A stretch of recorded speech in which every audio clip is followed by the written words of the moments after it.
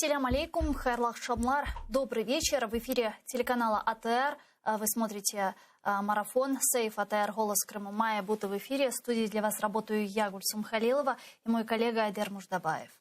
Доброго дня. Предлагаю подключить к нашему эфиру нашего журналиста Романа Спиридонова прямо из Ньюзрума. Он нам сейчас расскажет об основных новостях сегодняшнего дня. Рома, приветствую, мы слушаем тебя. Приветствую, коллеги. Информационная служба «Азаман» готовит выпуски, а пока я расскажу коротко о том, что будет сегодня в наших эфирах. И начинаем мы с драматичной и трагичной новости. Сегодня, 1 марта 2021 года, перестала вещать на Крым самая первая крымско-татарская радиостанция «Мейдан-ФМ». Радиостанция не смогла погасить долги завещания перед провайдером услуг. И, как сообщил генеральный директор медиахолдинга АТР, куда входит Мейдан, Ленур Ислямов, это второе отключение радиостанции за всю ее 16-летнюю историю. Первый раз радиостанцию отключили от эфира российские оккупанты в сентябре 2015-го, когда холдинг переехал на материк, и радио Мейдан возобновило вещание. Это было возможно благодаря поддержке как и украинского государства, украинского народа, так и лично лидера крымско-татарского народа Мустафы Джемилева. И, как заявил Ленур Ислямов, сегодня для всего холдинга АТР черный день. Из-за внутреннего распоряжения Министерства реинтеграции временно оккупированных территорий телеканал АТР не может получить финансовую поддержку из госбюджета, и это ставит телеканал и весь холдинг, а это, я напомню, и детский телеканал «Ляле», и радио «Мейдан», и сам телеканал АТР, и наш сайт, ставит нашу работу на грань закрытия. Оккупационный суд оштрафовал еще одного крымского имама за проведение намаза без так называемой лицензии. Имам Белогорской мечети Муртаза Аблязов теперь вынужден заплатить 15 тысяч рублей за проведение пятничного намаза без удостоверения оккупационного думка. Это уже не первое преследование мусульман, не признающих подконтрольное Кремлю Духовное управление мусульман Крыма и Севастополя, так оно сейчас называется. Известно минимум о 5 таких случаях. И вот по информации правозащитников, оккупанты вынесли уже таких постановлений о штрафах на сумму 1 340 000 рублей. Украинские активисты 28 февраля запустили на админгранице Херсонской области в сторону оккупированного Крыма флаг Украины с посланиями для крымчан. Акция посвящена Дню сопротивления оккупации полуострова. До этого флаг находился в Крымском доме в Киеве, и все желающие могли написать на нем пожелания и обращения к крымчанам. Сам флаг размером 20 на 6 метров, его сшила переселенка и волонтер из Краматорска, ее зовут Оксана Муравлева.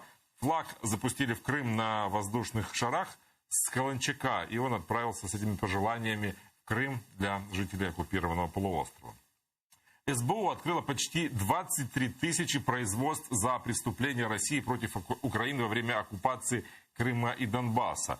Производства открыты по фактам преступлений против основ национальной безопасности и обороны, посягательств на территориальную целостность Украины, а также терроризм во время проведения АТО и ООС. И как отмечается в сообщении службы безопасности, более 7 лет документирует противоправные действия России, и многие эти дела уже переданы в международные суды как доказательство российской агрессии. Кроме того, сообщено о подозрении почти 6 тысячам лиц, более 250 из которых граждане Российской Федерации. Ну и приходят новости из оккупированного Крыма. Оккупационный глава полуострова Сергей Аксенов снова признал, что Крым не справится с дефицитом воды без опреснения морской воды. Оказывается, это выяснил Аксенов, что раньше были не глупые геологи, и рыть Северо-Крымский канал было бы не нужно, если бы в Крыму было достаточно подземных источников воды. Я напомню, ранее президент России Владимир Путин заявил, что опреснять морскую воду дорого, мол, на полуострове есть достаточно запасов, которые нужно эффективно использовать. Кроме того, есть идея искать пресную воду под Азовским морем. Но Аксенов, вопреки этому, продолжает настаивать на опреснении. Оккупированный Крым уже несколько месяцев живет на режимном водообеспечении. Там почти полностью пересохло большинство водохранилищ. Оккупанты На решение этой проблемы выделили уже десятки миллиардов рублей, но ВОЗ и ныне там. В Украине обещают подавать воду в Крым по Северо-Крымскому каналу только после деоккупации. Ну а пока ответственность за людей, которые оказались в оккупации по международному законодательству, лежит исключительно на стороне оккупанта. Поэтому это проблема на сегодняшний день оккупантов, с которой они пока не справляются. Ну и попытки справиться с ней очень дорого обходятся российскому бюджету. Это коротко о тех новостях, которые сегодня будут в нашем эфире. Мы еще об этом расскажем подробнее. Смотрите наши выпуски в 19:00 и в 21:00. Коллеги. Спасибо тебе, Рома. Это был наш журналист Роман Спиридонов прямо из Ньюзрума. Не пропустите вечерние выпуски «Замана». И действительно, как отметил наш коллега, Роман, сегодня 1 марта перестала вещать на Крым самая первая крымско-татарская радиостанция Мейдан ФМ. И вот вы видите сейчас микрофон Мейдан ФМ, который мы подняли со студии радиостанции. Такое происходит уже второй раз. Первый раз, это, я помню, было в 2015 году, когда телеканал АТР, детский телеканал Ляле, радио Мейдан, первое крымско-татарское радио, оккупационные власти, Российская Федерация, Кремль закрывали и не дали лицензию на вещание. И если тогда, в 2015 году, нам незачем было спрашивать, зачем и почему, потому что и так было понятно, то сегодня я спрашиваю. За что? Ситуацию прокомментировал генеральный директор нашего телеканала и медиахолдинга АТР. Давайте послушаем его. Выглядит так, что вот сегодняшнее руководство Украины допускает такие вещи, которые позволяют выключать 16-летнюю почти радиостанцию крымско-татарскую, которая вещала на Крым. Поэтому это очень печально, скорбно, но будем идти дальше. Мы будем идти дальше уже не первый раз, и мы победим. Мы вернемся в Крым. Крымско-татарский народ не раз доказывал, что мы поднимаемся из пепла, если надо. Следом у нас уязвима это крымско-татарская телекомпания «Ляле», телеканал «Ляле», который вещает на оккупированный Крым, да вообще на весь мир вещает, куда вещает «Спутник». Это 24 часа вещания на крымско-татарском языке под ударом. И дальше следующий под ударом это телеканал АТР. Если мы не сможем пробить финансирование, прям слово вот это пробить, потому что, к сожалению, вот последние 2 года нам приходится через тернии идти к звездам. Как это не печально. Казалось бы, уже должно было быть какое-то понимание за столько лет нахождения нас здесь, того, кто мы и что мы и зачем мы. Но это не так. Но у нас есть поддержка украинского народа, у нас поддержка из крымско-татарского народа, я надеюсь, что нас поддержат. У нас еще пока есть порох в пороховницах в лице того, что мы сможем еще добиться, если потребуется все-таки, если Минтот не услышит и не поймет, насколько все-таки важно не выключать крымско-татарское вещание, то будем добиваться змины до бюджета. Я надеюсь, что тогда отдельно, чтобы нас рассмотрели, если нужны мы или не нужны, включили нас в отдельную строку бюджета. Вот о чем сейчас говорил Минтот, что у нас в отдельной строке бюджета нет. И поэтому все эти проблемы у нас. Если нет, то мы уже обратились во все страны письмами в лице посольств, мы обратились в поддержках. У нас есть определенное количество грантов, которые мы подали, заполнили и подали.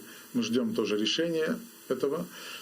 Есть польский и литовский сейм. Литовский сейм мы уже обратились письменно, сейчас готовим обращение в польский сейм. Но я надеюсь, что литовский сейм ответит раньше, потому что Литва – это страна, которая объяснять, кто такие крымские татары и зачем крымские татары, не надо. Тем более этот год в Литве вообще год крымских татар, то есть поддержка крымских татар. И я надеюсь, что все-таки они нас услышат. И мы сможем восстановить вещание. Да, история, конечно, феерическая. Вот этот микрофон, он, видите, отключен от штекера вот здесь. Ну, потому что просто не надо. Нет вещания на Крым собственно, того, ради чего создавалось радио Майдан. Легендарное радио, созвучное с Майданом, ну, потому что это одно и то же. Просто в крымском языке Майдан это Майдан. И Майдан это Майдан. Это еще раз говорит о том, насколько близкие украинцы и крымские татары в своей истории, и насколько нас искусственно разделяли и придумывали всякую ерунду русские баснописцы от истории. На самом деле, даже по словам, по терминологии, нас радио называется одинаково, нас оружие одинаково называется, воинские звания и так далее, казацкие и крымские. Это все одно. Вот. И поэтому, как сказал уже Ленур Ислямов, мы чувствуем, конечно, поддержку людей из оккупированного Крыма, и в Украине очень много настоящих патриотичных людей, которые все прекрасно понимают, делают вид, что не понимают, чиновники, которые решили нас придушить. Для чего это делается, я гадать, как говорится, не буду. Я знаю только, кто радуется этому. Конечно, оккупанты. Они, конечно, такого подарка, как прекращение вещания на Крым радио Майдан, не ожидали. Я думаю, что они сегодня проснулись, просто там, не знаю, что там танцуют русские, когда радуются. Вот что-то они там танцевали, и, может быть, до сих пор танцуют. Но радоваться им, конечно, есть чему, потому что 16 лет это радиостанция. Я помню эту эмблему, я помню название радио Майдан. Еще я только открылись, они было какое-то маленькое помещение, я уже даже смутно забыл просто, как это все выглядело, но можете себе представить, что у крымских татар не было никакого электронного СМИ вообще. Были очень маленькие газеты, которые энтузиасты издавали, и Меджлис, и наши продвинутые интеллигенты, подвижники. И, в общем-то, радио это было первым таким, которое охватывало весь Крым, который можно было включить. И я всегда, когда ехал по Крыму, я всегда включал, и в любой точке я слышал крымский язык, я слышал крымские песни, слышал крымские новости. Это невероятной гордостью наполняло меня всегда. Вот, и был короткий перерыв, связанный с запретом АТР в Крыму, когда переезжали мы с оккупированной территории в Киев, а потом снова все возродилось. Это небольшая студия, да, тут у нас, конечно, не так, как в Крыму было, но радио продолжало вещать, и везде, на всех встречах, на всех собраниях крымских татар, где бы они ни находились, всегда включали радио Майдан, слушали новости, музыку, все что угодно, беседы. У меня там программа тоже своя была. Что я считаю за честь, потому что радио это, конечно, величайшие СМИ, самые быстрые, самые четкие, самые открытые, самые простое и доступное всем. И вот сегодня такой радиостанции, единственной крымско-татарской радиостанции в Крыму не стало. Я надеюсь, что это временно. Мы приложим все усилия, чтобы вернуть сигнал в Крым, но это отключение за долги, которые можно оплатить только напрямую из бюджета Украины. У нас таких денег нет, как и на долги за «Спутник», за детский канал «Ляле», за АТР. И упорное нежелание помогать телеканалу АТР вопреки резолюции Европарламента и так далее, оно просто, наверное, показывает, дела от слов отличаются. То есть слова про крымскую платформу такие красивые, хорошие, мы все слышали, радовались вместе со всеми, а потом как-то, знаете, так немножко на землю опускаешься и понимаешь, что за этими словами в итоге стоит то, что не должно быть крымско-татарского вещания. Просто, не должно и все. А там платформа где-то отдельно, а крымские татары где-то отдельно, да? Подумаешь, у них не будет радио, не будет телевидения, детский канал закроют, и что? Издадим 600 учебников крымской мовы. И отчитаемся перед западными партнерами, что мы крымско-татарский язык возродили, да? Вот. Но так не получится, мы будем говорить правду и дальше. Я признателен всем, кто нам помогает. Это можно делать как с помощью переводов на карточки, которые вы видите периодически на экранах своих. Это можно делать, став нашим постоянным донором на сайте Patreon, чтобы помогать нам вещать в эти трудные дни. Мы чувствуем вашу поддержку отовсюду, абсолютно. И я подтверждаю, что мы будем обращаться. Я уведомил уже об этом и депутатов Верховной Рады некоторых, и ответственных лиц. Мы будем обращаться к Европейскому парламенту в связи с закрытием Майдана и с ситуацией с АТР, которая не меняется с невыполнением 60-й резолюции об ассоциации ЕС с Украиной, которую Европарламент, собственно, издал по поводу АТР. Вот. Будем обращаться в Сейм Литовской, Польской Республики Польши и к президенту и парламенту. К литовцам мы уже обратились. Нам деваться некуда. Мы будем просить и наших партнеров, если нас не слышат наши чиновники, о спасении крымско-татарского радио и телевидения как, собственно, языка в широком смысле слова, как голоса крымских татар. Айдар, я предлагаю к нашему эфиру сейчас подключить Крым и узнать, что там люди думают относительно ситуации, которая сейчас возникла. С нами сейчас на прямой связи член Меджлиса крымтатарского народа и главный редактор газеты «Хырым» Бекир Ага Мамут. Бекир Ага, селям алейкум. Алейкум салям. Бекир Ага, да, как вы уже услышали, и мой, и Айдера Муждабаева спич сегодня прекратила вещание радиостанции Мейдан ФМ. Что это означает для вас, что это означает для Крыма? Знаете, так получилось, но поскольку мы родственные СМИ, я присутствовал на самом моменте, вот, скажем так, торжественного открытия редакции «Мейдан». Это было в феврале 2005 года, да, вот уже 16 лет получается. И сама эта церемония открытия прошла очень трогательно.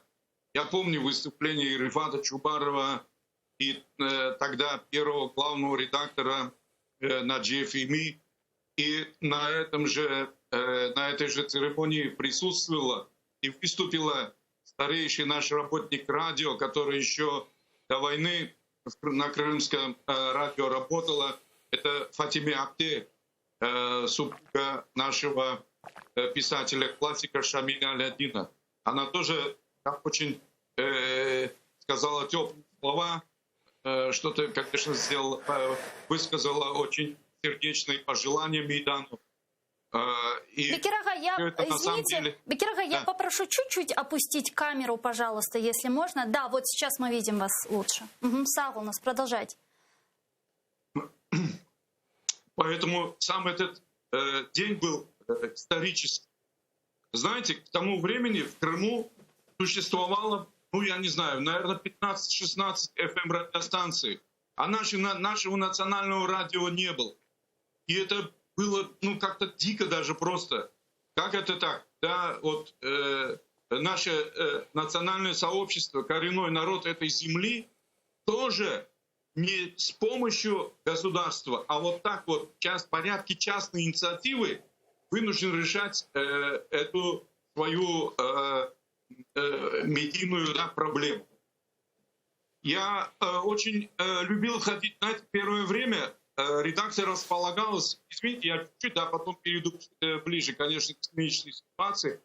Прямо вот в Крыму, в Симферополе, вот эта знаменитая почти метровая вышка, и Мейдан располагался прям в непосредственной близости от этой лестницы, которая поднималась к Мейдану, можно было перешагнуть на детали этой антенны, и мне казалось, можно было влезть наверх. И мы даже сочувствовали, говорили, наверное, надо быстрее уходить, потому что непосредственной близости от этой антенны жить. Короче, у меня самые теплые воспоминания с началом работы Мейдана, тем, как он набирал силы, обороты, популярность. Мне показалось, в какой-то момент он вообще все остальные СМИ в Крыму. Потому что люди в автомобилях, на кухнях, на работе, все слушали Мейдан. Мейдан достиг в какое-то время, вот, я думаю, что это были 10-е годы, да, вот до начала, чрезвычайно популярно. И сейчас слышать, Ленурбей сказал, что это второй случай в истории Мейдана, и слышать слова о том, что вот он опять сегодня закрыт, знаете, причина не важна. Я думаю, что когда государство или чиновники, или, не знаю, кто-то, кто сочувствует нашему народу в нынешней его ситуации, слышит о том, что его одно из важнейших медийных учреждений, оно перестает работать, надо сразу же, как мне кажется, помогать. Тем более для государства это, я не знаю, это же просто мелочи какие-то. И сегодня социальные сети, конечно, люди обсуждают и очень живо, и я бы сказал, ну, кто с печалью, кто с гневом эту ситуацию. И ну, мы здесь сейчас как бы вот по факту, оказавшись в двух разных государствах, иногда просто от какого-то своего бессилия это все гнетет, в общем-то. И думаешь, вот да, как помочь. Мы все, что касалось, в каждом номере освещали все, что касается ситуации с АТР. Вот сейчас напишем о Майдане, конечно, но все-таки я думаю, что решение этого вопроса там, в Киеве, находится. И мне опять непонятно не то что черствость, а какая-то политическая близорукость, я выражусь такой советской терминологией, да, этих людей. Потому что все, что там наносит удар по нашим национальным медиа, это имеет в своей изнанке поддержку других медиа, которые учреждают власть, тут правительство, и которые становятся, к сожалению, частью этой гигантской российской пропагандистской машины. Вот остановить Майдан, да, или способствовать этому, это значит усилить голос вот этих провластных, я бы сказал, да, тех, которые, медиа, которые, к сожалению, наверное, или не имеют возможности, не хотят, это другой вопрос, которые абсолютно не освещают ту жизнь, которая на самом деле происходит в нашем национальном социуме. Это очень прискорбно. Я не знаю, вот да, если где-то это можно зафиксировать, обозначьте, что я от имени своих читателей, от 4000 семей, да, и от имени своих коллег, от имени многих своих друзей говорю эти слова, не знаю, протеста, не знаю, вот несогласия с тем отношением, которое демонстрирует государство по отношению к нашим национальным медиа, которые в силу известных причин оказались в Киеве на материке. Бекир Ага, çok sağ olun за ваши слова, çok sağ olun за слова поддержки. Вот еще какой вопрос. Некоторое время назад, после публикации в вашей газете доклада генсека ООН Антонио Гутерриша, оккупационные власти Крыма начали преследовать вас и вашу газету. Вот что сейчас происходит, на каком этапе сейчас этот процесс? Ну, суд был назначен на 16 февраля. Но я не имел возможности на нем присутствовать. Мы сказали об этом, и суд перенесли на 31 марта. Так что я вот запасся терпением, и будем ждать 31 марта, подготовимся, конечно, и мы там выскажемся. Бекир Ага, я хочу сказать вам и всем, кто с вами, всем нашим людям, которые борются там за наше достоинство и за свободу, что вы настоящие действительно герои, которых видит Украина, и люди на самом деле видят и нашу борьбу, и они нас поддерживают, и то, что сейчас в какой-то период времени какие-то люди оказались, на мой взгляд, не на своих местах или на своих, но не с этой стороны, вот, это всего лишь временное явление. Я надеюсь, что все это будет исправлено. Мы будем бороться с вашей, в первую очередь, помощью, потому что, в первую очередь, ваш голос должен быть слышен в Украине и в мире. И то, что вы делаете, совершенно неоценимо. Это вообще невозможно себе представить, как, находясь в оккупации в российской, мы вместе. Да? Это вот чем является АТР, это единой такой матрицей крымских татар, свободного мира для Украины, для всего мира и в первую очередь для Крыма, где живут такие люди, как вы. Çok sağ olunuz. Çok sağ olunuz Бекир Ага. Sizler çok sağ olun. Allah kolay getirsin. Джумлемызге, член Меджлиса крымстарского народа, главный редактор газеты «Крым» Бекир Мамут был с нами на прямой связи. Айдер, это же сюр. Понимаешь, в Крыму главный редактор газеты «Крым», газета, которая подвергается преследованиям со стороны оккупационных властей, говорит сегодня, как правильно поступать правительству Украины и как правильно и как нужно сохранять крымско-татарский телеканал, медиахолдинг АТР, крымско-татарскую радиостанцию Майдан ФМ. Ну, это не сюр, это позор. Вот, это позорище, потому что этого не понимает никто. Самая большая проблема, я говорю, у меня в последние все дни, это разговаривать с людьми из других стран, которые вообще не понимают, о чем идет речь. Которые не понимают, что делает правительство, почему оно этого не делает, как это вообще все возможно и зачем эти игры с крымскими татарами. При том, что президент признает там оккупацию, борьбу с оккупацией важнейшей проблемой, основывает там крымскую платформу, вызывает мировых лидеров и так далее, и так далее. А где место коренному народу Крыма на этой крымской платформе? Нас что, как шахматные доски сбрасывают, что ли, да? И будут решать как-то Крым, значит, там будут люди сидеть как в КНДР, да? То есть, по сути дела, вот прекращение вещания АТР – это превращение оккупированного Крыма полностью в КНДР. Там же ничего нет, они даже не знают, что происходит, и о них никто не знает, что происходит. То есть, сделать из нас таких полноценных жителей гетто, чтобы ни звук оттуда не доносилось. Если это одна из целей подготовки крымской платформы, то мы будем доносить до западных партнеров, до Соединенных Штатов, до всех других, какие подготовительные работы для этой встречи ведет наше правительство и насколько это соответствует духу анонсируемой встречи крымской платформы, как это так может быть и что это за сюр или не сюр, как это можно назвать. Ну, а я хочу сказать спасибо всем тем, кто нас поддерживает. Вот один из наших зрителей отправил на карту телеканала АТР в помощь 20 евро. Спасибо вам большое. Я так понимаю, что наши литовские друзья уже не в первый раз нас поддерживают. Спасибо вам большое. А с нами сейчас на прямой связи, как нам подсказывают редактора, Константин Матвієнко, політичний оглядач, громадський діяч, публицист. Пане Константине, вітаємо вас. Вітаю. Доброго дня. Пане Константине, вы слушали нашу дискуссию с начала нашего эфира. Что скажете? Сегодня, 1 марта, перестала вещать на Крым самая первая крымско-татарская радиостанция «Мейдан-ФМ».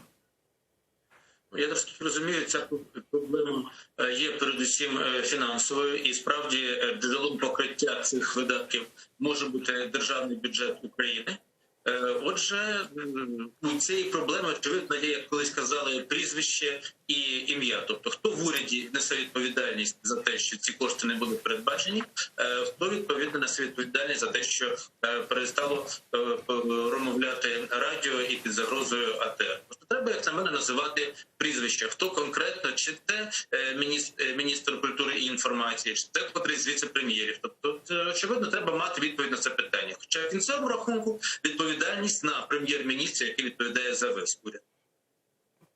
Так, я погоджуюсь з вами. Тобто, зрештою, це відповідальність пана Шмигаля тут безумовно. І коли там ми з західними колегами спілкуємося, вони кажуть, а що голова уряду, він має якусь думку щодо цього? Поки що ми не чули жодної думки з вуст пана Шмигаля. Тим часом, от сьогодні, з понеділка, радіо Мейдан ФМ, найстаріше і найкрутіше, я б сказав, кримсько-татарське ЗМІ, яке є частиною невід'ємної каналу АТР, припинили мовлення на Крим. Через те, що просто провайдер сказав, я більше не хочу вас транслювати туди. Немає нічого особистого, тільки бізнес і все. Очевидно, що у провайдера теж немає коштів на те, щоб транслювати. Отже, це має справді, як було сказано в вашому ефірі вже сьогодні, що це має, бо це невеликі кошти для державного бюджету України. Отже, держбюджет це мав би покрити і не створювати цієї проблеми. Кому це все вигідно? Передусім, знову таки відповідь звучала в вашому ефірі. Передусім, це вигідно окупантам. Ви сказали, що невідомо, що тепер росіяни будуть танцювати через те, що припинилося мовлення. Крім того, я думаю, що і внутрішні сили в Україні, тобто ті сили, які орієнтовані тим чи іншим чином на Російську Федерацію, на режим Путіна, так само, я думаю, виступають за те, щоб такого мовлення не було. Скажите, пожалуйста, как вы видите, что должны делать, не знаю, общественные организации украинские? Ведь нам же не должно быть все равно друг до друга, да? Нас уже поддержали многие, но вот знаете, как об стенку горох, честно говоря. Хотя и канадцы Украины, и Пен-клуб, и много уважаемых людей и так далее, но наша особенность, видимо, нынешней власти такая, что они, в общем, совершенно занимаются таким игнором. Ну, просто, знаете, меня спрашивают там западные дипломаты, вплоть до министра, говорят, а что, никакой реакции не было, что? Я говорю, нет. Они публично обещают, что мы все проблемы решим, вообще никаких проблем, это все и технические какие-то вещи, все решим, ничего не решается. И такое полное молчание, я даже не знаю, с чем это сравнить, да? Вот поведение такое, их нет здесь, да? То есть нас нет или их нет. Розумієте, це очевидний прокол влади. Тобто те, що припинилося мовлення, це просто, крім усього іншого, там технічні питання, фінансові питання, це ще і політична помилка влади. І владі цю політичну помилку, очевидно, дуже важко визнавати. Ви запитали, що мають робити громадські організації. Ну, в Україні величезний досвід і волонтерського, і добровольчого руху, і є різні способи, яким чином доносити до влади позицію громадськості. Ми кожен день бачимо, як свою позицію доносять ті, хто допомагають фізичним особам-підприємцям, чи ті, хто зараз задіяні в той чи інший спосіб в справі Стерненка, чи в справі, яка зараз розглядається щодо вбивства Шеремета. Тобто в Україні є цілі інструментарії того, яким чином запропонувати владі ефективний і інтенсивний діалог на предмет вирішення подібних питань. Ну, вы знаете, конечно, просто, знаете, для меня, как для человека, для которого Украина по душе, да, я даже не представляю, как вот я не представляю, насколько это позорно. Вот допустим, крымско-татарская телекомпания, телерадио крымско-татарская выходит на протест к офису президента, например. Как это вообще выглядит? Вот стоит там камера, придут иностранные журналисты, да, и что вообще? Вот как это? Вот офис президента там или что? Или министерия уряда, да? И вот стоит телеканал, единственный крымско-татарский радио, и говорит, ну и что, вы решили нас закрыть, да? И как это? Это такой позор для страны просто страшный. Так, але як розумієте, це ж не ваша вина в тому, що влада поставила себе в таку ситуацію. Вона себе сама поставила в таку ситуацію. Ви їй намагалися допомогти вийти з цього становища. Я не бачу ніякої проблеми в тому, що питання відновлення мовлення – це нормальне політичне питання. Тобто воно не лише соціокультурне, воно і політичне, воно інформаційне. Отже, нічого не буде страшного, якщо буде запущена, припустимо, петиція щодо відновлення мовлення. Це легальний абсолютний інструмент відновлення мовлення і радіо, і телеканалу. Це ж саме стосується і мирних форм протесту, мирних форм донесення своєї позиції. Не бачу в цьому ніякої проблеми і не бачу в цьому ніяких закликів до масових безладів. Це нормальний спосіб громадянам донести свою позицію. І ще одне питання від мене, принаймні. Ось весь цей час просто приблизно така сама ситуація була минулого року, в ці ж самі дні. І тоді, 26 лютого, в день початку, в день спротиву окупації Криму, президент Зеленський сказав, що проблеми АТР будуть вирішені. Зараз мовчання. Ні жодної реакції. Тим часом радіо вже відключено. І що далі не зрозуміло, і президент мовчить. Нібито нас не чутно, може там інших проблем, там забагато, і кримсько-татари це не величезніша проблема там для влади. Але ж це все ж таки симптоматично. Минулого року була реакція, нинішнього року ні. Чи знає президент про цю ситуацію, чи ні? Чому він не реагує, якщо знає? Це тим більше дивно, що якщо минулого року президент ще говорив про те, що він збирається побачити в очах Путіна мир, то тепер президент своїми кроками і діями показав, що миру в очах Путіна він уже не шукає. І відомі дії президента, які були реалізовані через рішення Ради національної безпеки і оборони з подальшим виданням указів президента, показали, що президент якраз розуміє всю небезпеку тієї ситуації, в якій перебуває Україна, і тут наступною складовою, наступним кроком мала б бути підтримка кримсько-татарського мовлення. Чи ви запитали мене, чи знає президент про цю ситуацію? Наскільки я уявляю собі роботу Офісу президента, то так чи інакше президента повідомляють про такі гострі проблеми. Він дуже ретельно ставиться до свого іміджу, до того, що про нього думають громадяни, і коли така вагома складова українського сучасного суспільства, як кримсько-татарська спільнота, кримсько-татарський народ опиняється в ситуації, коли ви не маєте змоги забезпечити інформацію своїх співгромадян, наших співгромадян, даруйте, не своїх, а наших співгромадян на окупованому півострові, то президент не може про це не знати. І в нього є різні джерела донесення інформації, як загальновідомі соціальні мережі, засоби масової інформації, так і спеціальні канали, якими президента повідомляють про ситуацію в країні, в тому числі і про громадські настрої.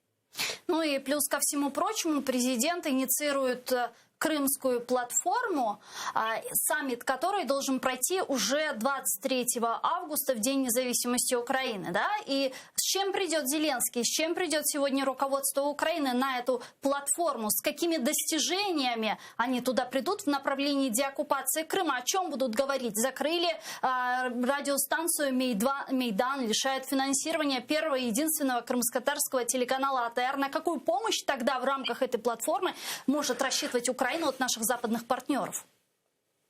Ну, ви врахуйте, що у наших західних партнерів до України ще залишається багато питань, наприклад, по тому, як функціонує таке підприємство, як Кримський титан. Є дуже багато питань про те, що українські правоохоронні органи фактично недостатньо приділяють увагу. Я, щоб розумієте, шукаю дипломатичні такі вирази, тому що це стосується міжнародного іміджу України. Недостатньо приділяють уваги тим злочинам, які мають місце на території окупованого півострова з точки зору порушення прав людини, з точки зору завдання шкоди культурній спадщині, зокрема і культурній спадщині кримсько-татарського народу, з точки зору завдання шкоди довкіллю, флорі і фауні, музейному фонду. Тобто, взагалі, якщо взяти в комплексі всі гуманітарні питання, а складовою цих гуманітарних питань, безумовно, є інформаційна політика і мовлення кримсько-татарських засобів масової інформації, то я б сказав би, що, відповідаючи на ваше питання, з чим прийде на Кримську платформу 23 серпня українська влада, боюсь, що вона сама себе ставить в ситуацію, коли їй не буде що відповісти ні українським громадянам, ні нашим міжнародним партнерам. Дякуємо дуже, пане Константине. Чохсах у нас Константин Матвієнко, політичний оглядач, громадський діяч, публіцист, був з нами на прямому зв'язку. Эдар, все же я хотела сегодня в рамках нашего эфира еще обсудить ряд насущных вопросов, да, в том числе ситуацию с водой на территории оккупированного полуострова. Там в Крымском оккупационном министерстве ЖКХ обновили данные наполняемости водохранилищ полуострова, 2 из которых истощены, пройдя отметку «мертвый объем». Так, по данным ведомства, на 26 февраля 2021 года полностью истощены запасы Симферопольского и Загорского водохранилищ. Глава оккупационного предприятия «Вода Крыма» Владимир Баженов сообщил, что 1 марта планируется запуск второго водовода Веселая Дзержинского, из-за чего в 3 районах Симферополя резко ухудшится качество воды. Об этом он сказал на оперативном штабе по проблемам водоснабжения Крыма. Давайте послушаем его. К сожалению, притоки совсем не балуют. Например, за истекшие сутки мы получили меньше 400 тысяч кубов воды. При этом за февраль месяц уже могу доложить точные цифры. С поверхностных водоисточников в город было поднято 1 миллион 247 тысяч кубов, а из скважинных 2 миллиона.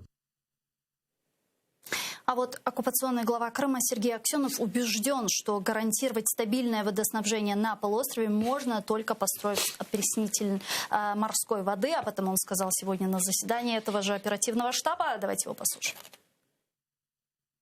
Выход с точки зрения гарантированного водоснабжения Республики Крым, стопроцентная гарантия – это только опреснение. Другого пути нет. В Советском Союзе были не так глупы геологи. Северокрымский канал не было бы необходимости здесь рыть, если бы здесь были подземные источники воды. Обращения поступают, в том числе из Ялтинского региона, по поводу того, что опреснение – это вредно. Вреда точно никакого нет, прямых противопоказаний нет. Другое дело – подготовка этой воды. Ну, Я позволю себе прокомментировать, наверное, вот этого господина Гоблина, у него представление об опреснении воды как о самогонном аппарате. То есть зарядил, да, поддал газку, значит, и подставил кружку. Но это не совсем так, там есть много нюансов всяких, связанных с солью, которая высвобождается и так далее. Ну, я думаю, что на стакан чего бы то ни было, в том числе и воды, у Крыма хватит оккупировано для Аксенова, да. Вот. А что с остальными будет? Ну, жижу там через марлю фильтровать. И, конечно, это то, что он похвалил геологов, которые считают, что Украина, вот канал Северокрымский с Украины все-таки обоснован. Да что ж ты говоришь, мой дорогой, а то раньше не знали. Еще вот эта зима, она же не самая бесснежная. Вот та была бесснежная, это со снегом, да, и что воды не хватает. Что-то там такое ощущение, что у них у всех начался какой-то сушняк. Они выпили все, что только можно было. Это такое, видимо, похмелье русской весны наступает. Да, извините, у нас на связи профессионал. Да. Не нарколог. Независимый эксперт, геоэколог Юрий Медовар с нами сейчас на прямой связи. Пане Юрию, здравствуйте. Добрый вечер. Я сижу, смеюсь, послушал вашего товарища, которые ратуют за опреснители, но это большого ума человек, я должен сказать. Серьезно, очень большого. Ну, пане Юрию, насколько вообще реально вот эта идея строительства опреснительных установок на полуострове, сколько она может все же занять времени, как дорого она может обойтись оккупантам, вот строительство и дальнейшая эксплуатация? Знаете, мы, по-моему, в прошлый раз как раз я вам рассказывал по поводу опреснителей. Конечно, они возможны, хотя наша технология опреснения довольно-таки, ну, я бы не сказал, very good. Поэтому опреснять они в любом случае будут до минерализации воды больше грамма литра, которую пить нельзя. Она не проходит ни по ГОСТам, ни по Санпинам. Минерализация воды должна быть примерно 0,5-0,7 грамм в кубическом дециметре или в литре. У нас нет таких опреснительных установок. Да, есть. Да, можно опреснять методом выпаривания, вымораживания. Можно осмос двойной сделать. Но это очень дорогие установки, которые берут очень большое количество электроэнергии. И, конечно, можно их сделать на побережье, а что с северной частью Крыма, с центральной частью Крыма, а что с почвами, которые деградируют со скоростью звука, что делать с ними, что проводить режим промывки почвы опресненными водами, это будет золотая почва. И во-вторых, я не знаю, какое он отношение имеет к геологам, я сам геолог. Мне смешно, когда он заявил, что все можно было обойтись без Северо-Крымского канала и достаточно было подземных вод. Да ничего подобного. Подземные воды вместе с поверхностными водами Крыма, Крымского полуострова составляли 20% от суммарного потребления полуострова водой. Кто давал основную часть? 1,5 куба километра. Посмотрите, что там идет разговор. 100 тысяч кубов, 1 миллион кубов. А 1,5 куба километра, он даже не представляет, что это такое. Да, это не самогонный аппарат. Так вот, 300 кубометров в секунду давал Северо-Крымский канал. И хватало воды даже на чеки. Были заливные чеки, которые выращивали рис. Скажите мне, пожалуйста, нонче в Крыму рис растет? Он есть рисовый чек или нету? Я могу сказать, что нет. Подземная вода есть, ее нещадно эксплуатируют. Я вам в прошлый раз говорил. Они доведут водоносные горизонты с пресной воды до такого состояния, когда снизу за счет изменения пластового давления пойдут солоноватые воды. А это юг, там другая зональность вертикальная. И подтянут соленые воды. Их надо будет тоже опреснять. Это серьезная вещь. Еще раз повторю, я говорю на любом уровне. Кому хотите. Хотите Зеленскому, хотите Путину. Без канала Крым пропадет. Да, в этом году, я тоже говорил об этом, может быть серия многоводных лет. Вот сейчас очень большие осадки. Да? Но на следующий год их может не быть. Может быть 2-3 года серия многоводных лет. Потом 2-3 года маловодных. Опять воды не будет. Еще раз повторяю, внутренние резервы Крыма – это 20%. 80% давал Северо-Крымский канал. 80% никакие опреснители заменить не смогут. И потом, где они возьмут столько электроэнергии, чтобы опреснять воду? Они вообще думают об этом? Правильно вот вас сказал соведущий, что это не самогонный аппарат, где можно чарку налить, ну даже бутылку накачать, выпить и успокоиться. А все остальные что будут пить? Брагу оставшуюся. Скажите, пожалуйста, а вот начиная с... Ведь канал перекрыли в 2014 году. Это было в мае, по-моему, 2014 года. И какое-то время вроде там как-то они весело, бодренько там отчитывали, что все у них нормально, они без этой воды обходятся. Потом одна зима, вторая, третья, четвертая, сейчас уже 7-я зима, да, прошла. И вот и сейчас ситуация вот хуже, чем во все остальные годы, значительно, да? Это имеет место, какой-то накопленный эффект вот этого высасывания воды, это имеет место, влияет, вернее, такое увеличение нагрузки людской, военной, промышленной на Крым. Какие факторы привели к такому вот безвыходной ситуации, о которой вы говорите?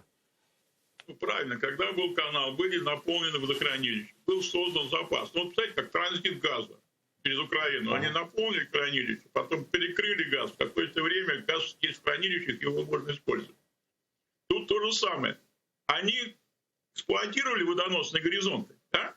Но достаточно разумно. То есть они не понижали уровень, воронки депрессии не развивались так, как они развиваются сейчас, за счет того, что воды больше взять неоткуда. То есть они срабатывают основные водоносные горизонты. Дальше. За счет того, что нет поливного земледелия, у нас идет испарение, примерно есть критическая глубина, откуда идет испарение, это 4 метра для юга. Вот. Падает уровень грунтовых вод. Они садятся за счет того, что при распределении давления и грунтовые воды стали питать те напорные, загрязняя, кстати, их. Значит, соответственно, происходит засоление почв. Почва превращается в солончаки. Промывного режима нет. Где его взять? Вот же брали его из канала, а канал сухой. Поэтому, эксплуатируя нещадно подземные воды, они же не понимают, что надо считать. Надо подумать, что будет дальше. Если вот сейчас хорошо, за счет осадков зимних они наполнят. А если будет серия маловодных лет, а уже накопления от того канала, который был, нету, где они будут брать воду? Значит, они будут бурить параллельно скважины в тот же водоносный горизонт, чтобы повысить расход, повысить дебет. Но у вас есть одна скважина, она была с одним определенным расходом. Но расход стал падать. Мы бурим 5 скважин, в каждой скважине расход падает, но суммарно увеличивается. Это самообман. То есть они уничтожают подземную воду. Ну, давайте подождем. Обратите внимание, что уже закрыли проблему Азовского моря. Помните, мы говорили, что там Путин, ему доложили, что нашли там подземное море. Ну да, все, закончился, да, Азовское море закончилось. Все нормально, там с водой все хорошо, никто ее добывать не будет. Вот в чем дело. Поэтому, еще раз повторяю, конечно, спасение Крыма – это вот такой объем воды.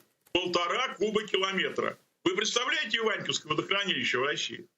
Первое старейшее водохранилище в России, у нее объем 1,22 миллиона. 1,22 кубокилометра. То есть Крымский, Северо-Крымский канал давал объем больше, чем у водохранилища, которое создано как водоснабжение города Москвы, как Московское море. Это вот то водохранилище, которое может снабжать всю столицу России, да? Угу. Ну да, конечно. Ну, величина потрясающая. Ну, а тут еще больше. Ну, я вам еще раз хочу напомнить. Вот, вы знаете, я и говорил, что такое 300 кубов в секунду. Это 5 железнодорожных цистерн, представляете, да, по 60 кубов. Вот таких 5 цистерн выпускают воду каждую секунду. Вот каждую секунду 5 цистерн льет воды. Вы можете представить, могут опреснители сделать, чтобы в каждую секунду было 5 железнодорожных цистерн опресненной воды? Ну, как вы думаете? Ну, нет, конечно. Даже в 10 раз меньше не могут, конечно. Ну и плюс для этих опреснительных установок, насколько я понимаю, требуется зарубежное оборудование, не так ли? Учитывая последний скандал с Сименсом, вряд ли приходится рассчитывать на то, что все же западные компании будут предоставлять такие услуги. Давайте я вам, как помните знаменитую фразу Мимино, я один вещь скажу, только ты не обижайся, да? Во-первых, лучшие в мире опреснительные установки не в Европе, не в Сименсе, а в Израиле. Они сделали ноу-хау и опресняют воду из Средиземного моря до питьевой кондиции. То есть, понимаете, у них минерализация примерно в 0,7 граммов в кубическом дециметре. Такого больше нет нигде. В СССР были опреснители, да, вы помните, был этот Мангышлак, вот туда, Краснокаменск, со стороны Туркмении. И там были опреснительные установки, но пить воду нельзя было. Я помню, привозили танкерами воду из Баку и разбавляли, чтобы она доходила до питьевой кондиции. Мы не можем опреснить ее меньше грамма в литр. Вы понимаете, да? Это серьезно. Ну, да, конечно, понятно, да. А кто будет? А вот Израиль, что я боюсь, что он нам не отдаст это ноу-хау, это золотой дом. А вот, знаете, я еще что я хотела спросить. Время от времени Аксенов акцентирует внимание на необходимости строительства опреснительных установок. Хотя при этом сам Путин и Хаснуллин говорят о том, что они скептически вообще относятся к этой идее. Почему все же, по-вашему, Аксенов так активно педалирует этот вопрос? Вы же можете на этот вопрос ответить сами. Вы понимаете, сколько это стоит? И если он пропедалирует опреснители, значит, пойдут дополнительные деньги. Это не рубль и не два. Это миллиарды. Получат эти деньги. Сделают опреснительную установку. Допустим, вымораживанием. Хотя нет, вымораживание вам тяжело. Вы же не на заполярном кругом живете. Значит, выпариванием. Будут выпаривать. Сделают установку. Помните, кто там? Сечин привез Путину бутылочку с нефтью. А Авак привезет ему бутылочку с опресненной водой, подарит Путину. Так и будет. Но это колоссальные деньги, между прочим. С чего мы начали? Самогонный аппарат такой огромный можно построить, змеевик такой большой, да? Это может, кстати, даже быть объектом современного искусства. А сверху Авакова посадить, пускай гонит. Это музей современного искусства. Аксенов сидит наверху, да? Значит, там, конечно, мне кажется, верх этого аппарата должен быть памятник Путину. Вот, значит, это святое. Нет, я пишу, пускай Путин меня простит, я считаю, что вместо Путина мавзолей. Вы что, это такой общественный деятель, таких в России не было. Я считаю, что только мавзолей. Не, только мавзолей. А вы точно геолог, а не философ? Нет, я геолог, но в свое время сдавал кандидатский минимум марксистско-ленинской философии. И очень любил читать философские работы Ленина. Правда, их нету, но я их находил. Я считаю, что это прекрасно. А вы знаете, меня жизнь сводила периодически с геологами такой старой закваски, наверное, еще на поколение раньше, чем вы, они такие все философски настроенные люди. Видимо, вот как-то геология, она в основном же в бывшем СССР была такая суровая, северная, и эти люди такие привычные ко всему, они к жизни относятся по-другому, чем такие, знаете, потому что они полгода в год в экспедиции, вылезая из палатки, вы понимаете, да, все с бородой, с гитарой, с ружьем, чтобы медведь там его не задрал. Да, конечно, экспедиция, а там философия. А что делать? Вот маленький коллектив, который полгода находится в каком-то месте, допустим, в Восточной Сибири. А как быть? Будешь философ. Это точно. А скажите, я просто когда был за Уралом, также вопрос такой чисто лирический, я очень много встречал там людей из Украины, да, которые туда переехали, газопроводы строить еще в советские времена, геологов тоже, да. Это действительно, что Западная Сибирь вообще, по крайней мере западная, она освоена, это, вообще говоря, Украиной во многом? Нет. Когда был СССР, вы знаете, я даже когда занимался переброской северных рек на юг, вы помните, была проблема века. Так это вы занимались? Мне кажется, это Лужков занимался этой проблемой. Не, это мы занимались. Ага. Еще в 80-е годы. Так я встречал в Вологде, это Вологда, север, да, болгар, они строили газопровод «Дружба». И украинцы были, и болгары были, все были. Тогда же, кстати, никто и не знал, кто-то украинец, там, татарин, русский или белорус. Вообще никто не заморачивался. Серьезно. И они все вместе построили, да. К сожалению, они строили, а теперь вот что получилось.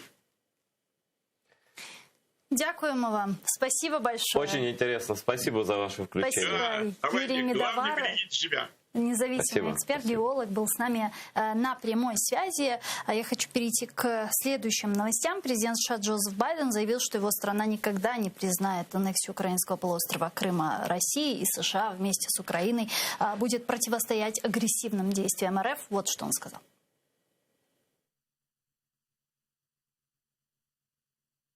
7 років тому Росія порушила міжнародне право, норми, за якими сучасні країни взаємодіють один з одним, а також суверенітет і територіальну цілісність сусідньої України, коли вона вторглася до Криму. Сполучені Штати продовжують підтримувати Україну і її союзників, і партнерів, як із самого початку цього конфлікту. У цю похмуру річницю ми підтверджуємо просту істину. Крим – це Україна. Сполучені Штати не визнають і ніколи не визнають анексію півострова Росією, і ми будемо разом з Україною протистояти агресивним діям Росії. Ну а пресс-секретарь Путина Песков уже отреагировал на слова президента США. Вот что он сказал. Здесь был абсолютно четкий и безупречный набор юридических действий предпринят, поэтому никакой аннексии не было и не надо ее признавать. Надо просто признать факт воссоединения Крыма с Россией и факт того, что Крым уже достаточно давно, слава богу, находится в статусе одного из регионов Российской Федерации. Ну, как бы все сказали то, что должны были сказать. Байден сказал, что он никогда не признает Соединенные Штаты. Собственно, это повторение уже государственной позиции, не просто позиции лично Байдена, которая у него, конечно, всегда такая была еще до президентства. Это позиция Госдепартамента, ну, вообще Соединенных Штатов, Майка, как это называется, постулат Помпео, я не помню, как это слово забыл, о том, что США никогда не признают аннексию Крыма. Но русские, как обычно, дурака включают, рассказывают про присоединение, там, про юридические какие-то процедуры и так далее. Хотя весь мир знает, что агрессия началась еще 20 февраля, и они сами, в общем, ну, русские же, они как служатся перед своим фюрером кто как может. Они же даже медали отпечатали за присоединение Крыма с датой 20 февраля. Так что там со самими все задокументировано. З нами зараз на прямій зв'язі Ярослав Божко, голова Центру політичних студій «Доктрина». Пане Ярославе, вітаємо вас. Вітаю вас. Пане Ярославе, ну вот эти заявления Джозефа Байдена, это вот такой ритуальный процесс высказывания своей позиции, недовольства, высказывания поддержки, или же все-таки с приходом его администрации вот это каким-то образом приведет уже к практическим действиям, практической реализации вот этой поддержки, о которой говорили выше?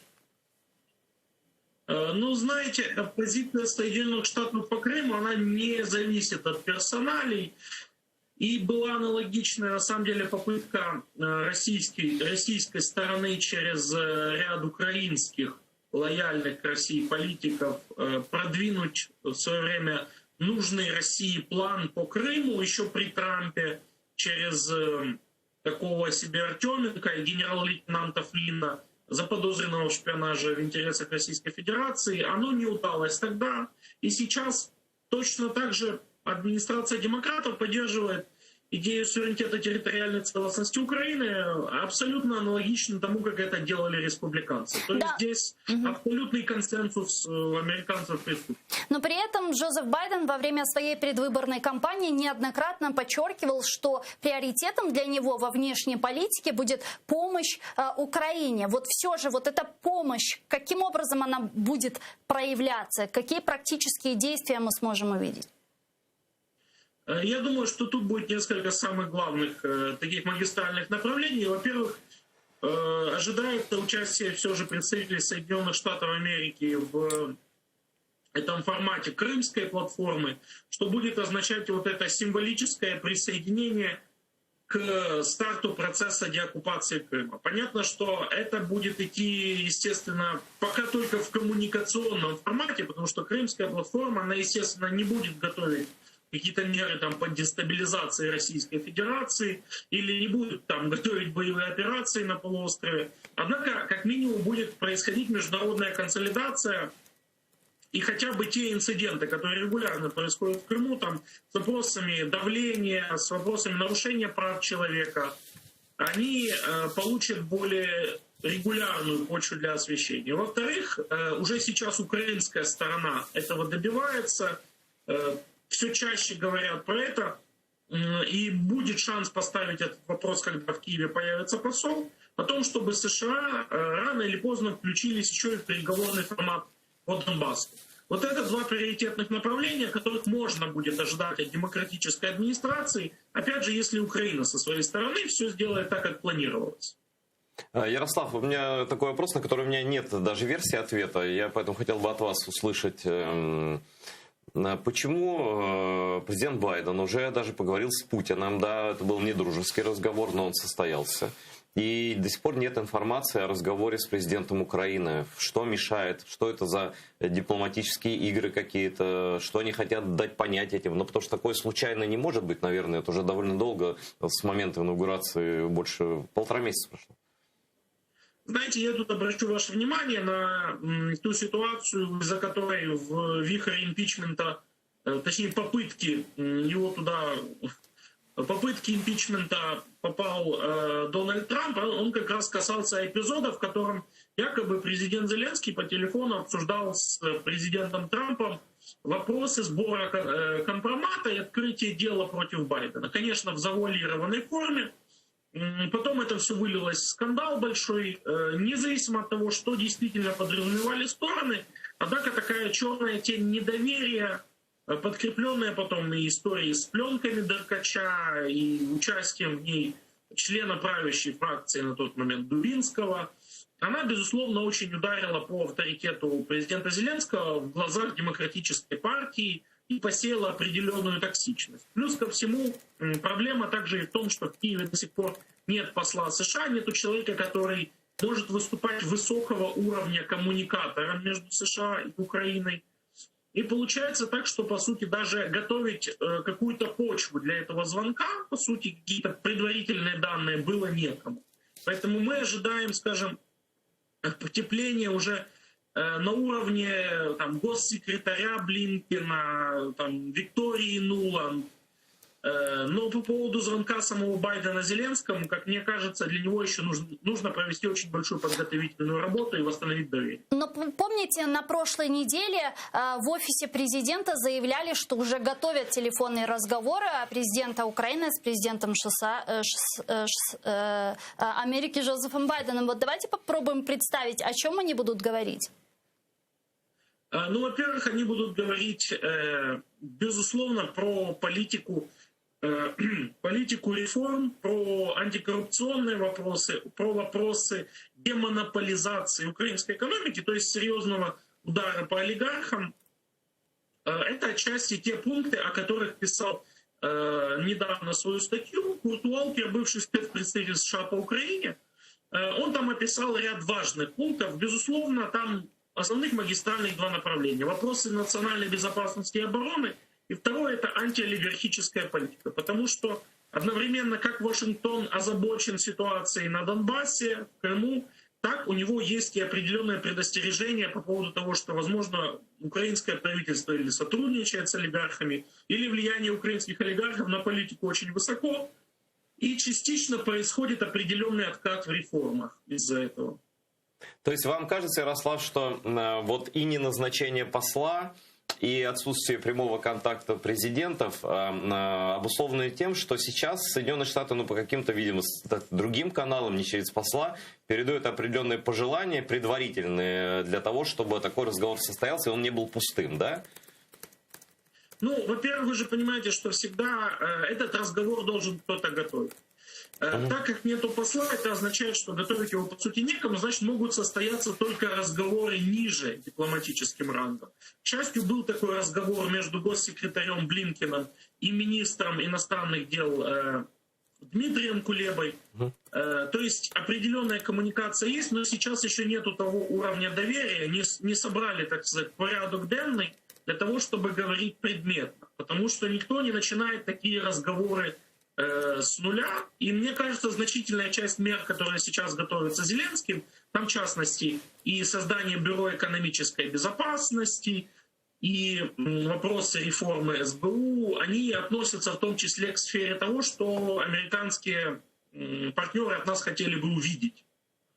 Но я вот так наблюдаю, если все вместе посмотреть, что довольно суровый такой разговор с Вашингтона, с Киевом сейчас. И даже вот это слова Байдена, там есть такая фраза, да, мы все еще доверяем Украине в ее желании там делать реформы, бороться, ну что-то такое там было, да, то есть все еще доверяем, я проверил английский оригинал, это довольно, так сказать, жестко. Это не всегда так высказывается в адрес проверенных партнеров, в которых уверены.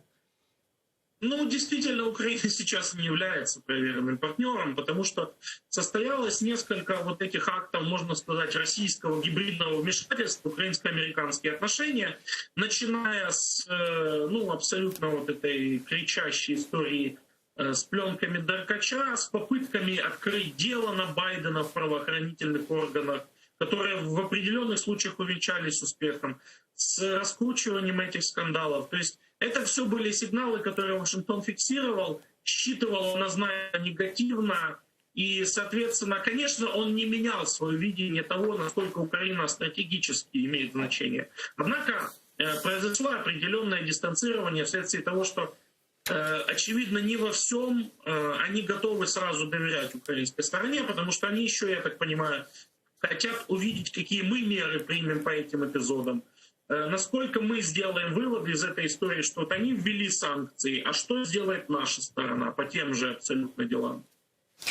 Спасибо вам большое. Дуже дякуємо, пане Ярославе. Ярослав Божко був з нами на прямому зв'язку, голова Центру політичних студій «Доктрина». Тем временем послы стран Европейского Союза утвердили решение о введении санкций против российских граждан, причастных к аресту и осуждению оппозиционера Алексея Навального. Об этом написал на своей странице Twitter журналист Рикард Джосвик. Вот что он написал. Давайте послушаем вместе. Посли ЄС дали зелене світло першому в історії списку за новим режимом санкцій ЄС щодо захисту прав людини. Ймовірно, у ньому 4 особи з Росії відповідальні за ув'язнення Навального. Він буде опублікований в офіційному журналі ЄС завтра. Напомню, что ожидается, что под санкции попадут глава Следственного комитета РФ Александр Бастыркин, генеральный прокурор Игорь Краснов, глава Росгвардии Виктор Золотов и глава Федеральной службы исполнения наказания Александр Калашников. С нами сейчас на прямой связи российский политический деятель Леонид Гозман. Пане Леониду, вітаємо вас. Здравствуйте. Вітаємо. Приветствую. Алло? Да, я слушаю. Да. Скажите, вот насколько те санкции, озвученные выше, они все же эффективны и существенны? Не насколько. Не насколько. У нас есть такое выражение, говорят, мы все думали, он злодей, а он чижика съел. Они чижика съели. Значит, санкции по поводу людей, которые, так и так вообще не имеют никаких перспектив на Западе, они ничего не меняют. Санкции повлияли бы в том случае, если бы это было, я не знаю, путинские олигархи, понимаете, путинское правительство в полном составе, администрация президента в полном составе и так далее. Тогда бы это повлияло, а так это не влияет. Вот. Потому что на самом деле, и причем, конечно, Евросоюз делает какую-то странную ошибку, потому что они говорят, что они принимают решения по тем людям, которые непосредственно ответственны за что-то. Окей, они непосредственно, а опосредованно. Понимаете, большая часть таких решений, как, допустим, посадка Навального и все прочее, они же принимаются не на бумаге, они принимаются на словах. И понятно, кто их принимал. Поэтому, конечно, это не санкции, а так. Леонид, приветствую. Айдар Муждабаев. Я хотел бы сказать просто, что я согласен абсолютно. Айдар, чуть громче говорите. Да, я абсолютно согласен, что персональные санкции против людей, которые просто как роботы подчиняются Путину, можно их хоть заочно к расчленению приговаривать, и это ничего вообще не изменит, потому что у них рядом шеф и царь, бог и фюрер. Да, конечно. А говорит ли вот такая реакция, то есть, когда все сводит к персональным санкциям, для меня все понятно. Это очередное, давайте протянем ноги, руки помощи России, не помощи, а понимание, попробуем еще раз поговорить. Значит ли это, что дело с отравлением Навального и с его увязнением, заключением в тюрьме сошло на таких тормозах на уровне озабоченности со стороны Запада, а серьезных санкций таких экономических не будет? Значит, я не знаю, будут ли экономические санкции. Дело в том, что, знаете, допустим, президент Франции, канцлер Германии, президент США отвечают за собственные страны. И они не могут ради восстановления справедливости у нас ставить под удар собственные интересы, интересы собственных граждан. Демократические страны, и, в общем, граждане им такого мандата не давали, понимаете? В России безобразие, где-то в Африке тоже безобразие. И чего? И, в общем, свои интересы ближе. Вот. Но я думаю, что на самом деле последствия очень серьезные. Дело в том, что посадка Навального и вообще все это безобразие, которое творится, еще раз показывает, что Российская Федерация не инфант-террибл мировой политики, с которым надо как-то договариваться, а серьезная угроза. К угрозе относится как к угрозе, а именно военная подготовка. Она будет, и она уже проводится достаточно серьезно, понимаете? А значит, гонка вооружений. А гонки вооружений не выдержал Советский Союз, который был сильнее в 20 раз, чем Российская Федерация. Вот нет, последствия будут. Возможно, не такие, как нам бы хотелось.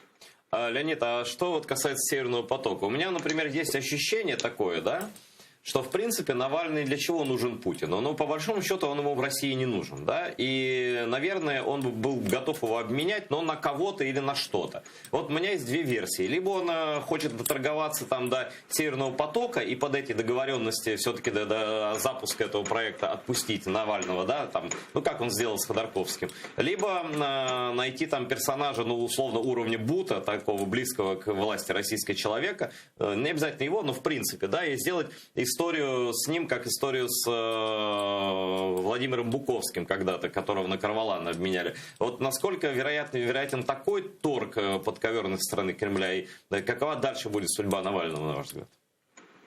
Ну, смотрите, а вы говорите, поменять Навального. Во-первых, Навальный не хочет, чтобы его меняли. А это никто не спрашивал у Буковского мнения. Посадили в самолет и отвезли, и все. Понимаете, что дело? Посадили, отвезли. У нас тогда в Советском Союзе, в нашей общей с вами замечательной стране, была такая мера воздействия, как лишение гражданства. Сейчас в России такого нету. Ну хорошо, вывезут Навального там куда-нибудь, я не знаю, в Буркина-Фасо, да? А он оттуда вернется и будет говорить: я гражданин России, пустите обратно, да? То есть скандал останется. То есть это, может быть, и можно делать, если там через какое-то время заключения по этому приговору. По-другому, я думаю, что ему еще что-нибудь дадут. Навальный устанет, сломается, не дай бог, и захочет уехать. Тогда да. А сейчас нет, сейчас это невозможно, мне кажется. Кроме того, скажите, Айдар, а вы что, правда думаете, что тем людям, которые на Западе принимают серьезные решения, им так важно, чтобы Навальный был на свободе? Ну, собственно, опять же, он не гражданин, он чужой человек. Но он страдает и страдает. Они ему сочувствуют, наверное. Но это не значит, что они пойдут на какие-то жертвы ради него. Поэтому я что-то не очень понимаю, как тут можно обменять. Он не представляет ценности. Лень, я про другое, про то, что он же не только, давайте даже в сторону Навального уведем, он просто плюет на западные лидеры, там не последние парни и девушки в своих странах, да, президенты, канцлеры там говорят: отпустить немедленно, требуем беззакония, а Путин такой: да пошел ты вон в Владимирскую колонию, да. То есть, как бы, он же еще об них вытирает, в общем-то, все, что можно вытирать. Да. Разумеется. Но обмен Навального на Северный поток не смоет с них эти плевки. Они останутся. Поэтому я не думаю, что был обмен. Ну, посмотрим, как оно будет. Я, естественно, никому, даже такому русскому шовинисту, как Навальный, не желаю сидеть в русской тюрьме, поскольку это только умышленным убийцам можно там сидеть, вот, а всем остальным нет, конечно.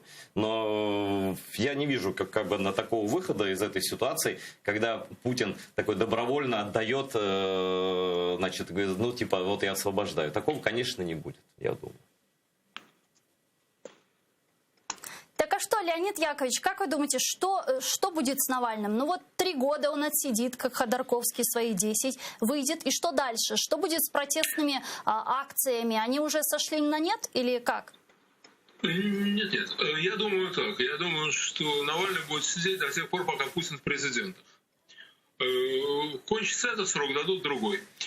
Измена родине, шпионаж в пользу Америки или Гватемалы — ну, какая разница? Но понятно, что Путин не хочет его выпускать и не выпустит, раз не хочет. У нас судебная система такая очень удобная в этом смысле.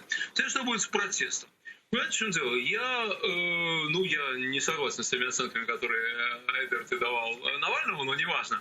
Значит, я при всем уважении к этому человеку, я думаю, что судьба России, судьба русского протеста зависит совершенно точно не только от него. Она зависит от очень многих людей. И Навальный, сидя в тюрьме, является, так сказать, довольно сильным таким объединяющим и мотивирующим фактором. Режим прогнил. И то, что у нас сейчас, вот знаете, вот то, что на дворце Путина обнаружилась плесень, да, это такая символическая очень вещь. Плесень покрыла всю систему. Вот вся система в плесени на самом деле. Вот. И заплесневевшая система, она неизвестно, когда рухнет. Известно только то, что она рухнет. Но она обязательно рухнет. Я за 3 дня до начала революции на площади Тахрир в Каире говорил с 3 каирскими историками и спрашивал, долго ли будет сидеть Мубарак. Из Каира ребята приехали. Они сказали, он будет сидеть, пока не помрет. А когда помрет, будет его сын. Вот. А через 3 дня революция, Тахрир, Мубарака не стало. Так что у нас будет на самом деле то же самое. И очень важная вещь, которую надо понимать. У нас противостояние не политическое, у нас противостояние моральное на самом деле. Так как, между прочим, было у нас же в Москве в 91-м, как было в Киеве во время Оранжевой революции, во время революции достоинства, как было во многих странах мира. Это не левые против правых, это нормальные, приличные люди против воров, лжецов, жуликов и так далее. И убийц, Леонид, и убийц. И убийц, конечно, да. И убийц, скажите, несомненно. А вот отравление и арест Алексея Навального стало уже тем триггером, которое может привести к разрушению этого режима? Или же должно еще что-то произойти, хотя я не совсем представляю, что еще может произойти? Вы знаете, в моральном плане уже, я думаю, все. То есть они, конечно, потеряли города, они потеряли молодежь, они потеряли образованных людей и так далее. Но режим рухнет не в тот момент, когда... то есть, критическая масса против него – это необходимое, но недостаточное условие. Мы видим это сейчас по Республике Беларусь, где люди героически совершенно дерутся со своим фюрером, а он, негодяй, как сидел, так и сидит. Да?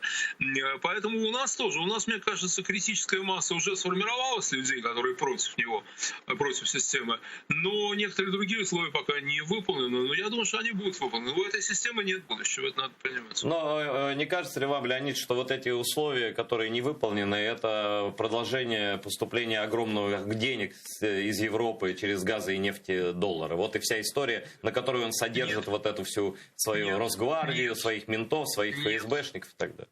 Нет. Нет? Нет. В долгосрочной перспективе да, а в краткой, среднесрочной нет, потому что у нашего государства огромные золотовалютные резервы, огромные совершенно. Очень хорошая кредитная история, маленький внешний долг, и даже без этих поступлений довольно долго Владимир Владимирович может держаться, оплачивая работу своих силовиков, там выплачивая эти минимальные пенсии жалкие и так далее. Поэтому нет, дело не в этом, или, по крайней мере, не только в этом. Но если постоянно еще и пополнять эти резервы, то есть не уменьшать их, а пополнять, это как с водой в Крыму. Если бы Украина продолжала воду поставлять туда, да, конечно, вода никогда не кончилась. Айдар, понятное дело, что если деньги будут продолжать поступать, то режим будет жить дольше. Но если деньги не будут продолжать поступать, то режим может жить достаточно долго. И в пределах, так сказать, человеческой жизни это очень большие сроки могут быть. Но я думаю, что все равно он исчерпан, теряется управляемость. Недовольны элита ужасно недовольны и обеспокоены, и так далее. Поэтому я думаю, что будущего нет в системе. Спасибо вам большое. Дуже дякую, Леонид Яковлевич. Леонид Гозман, российский политический деятель, был с нами на прямой связи. Ну а мы с вами не прощаемся, мы говорим всего лишь до свидания. Буквально через несколько секунд информационная программа «Заман» продолжает эфир телеканала АТР. А далее мы вернемся в эту студию и продолжим наш марафон. Не переключайтесь, Корушкенди.